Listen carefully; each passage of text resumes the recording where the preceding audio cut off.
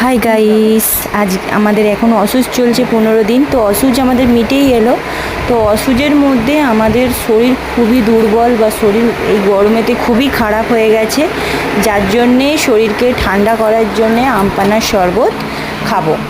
তো ওর জন্যে আগে আমটাকে আমরা মানে পুড়োতে নেই, ওই জন্যে কড়াই করে আমটাকে মানে পুড়িয়ে নিয়েছি। কড়াতে করে পুড়িয়ে নিয়ে সেটার দুভাগ করে কেটে আটিটা বার করে এবারে আমরা আমটাকে ছলে নিয়েছি। নিয়ে নরম অংশটা বার করে নিয়ে তাতে একটু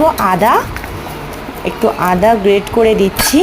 তার মধ্যে এবারে একটু লঙ্কা দেব, ধরো কাঁচা লঙ্কা একটু মানে ওই আধখানার মতন দেবো, ওটা গ্রেট করে দেবো কাঁচা লঙ্কা।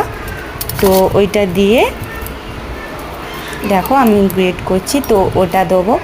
দেওয়ার পরে একটু লঙ্কার গুঁড়ো দিলাম।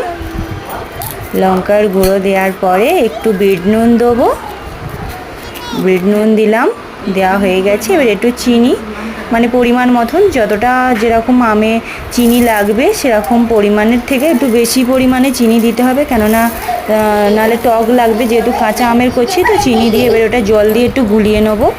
তো জল দিয়ে গুলিয়ে নিলাম বেশ ভালো করে, তাতে একটু ঠান্ডা জল দিলাম। এই গরমেতে খুবই ভালো লাগবে খেতে।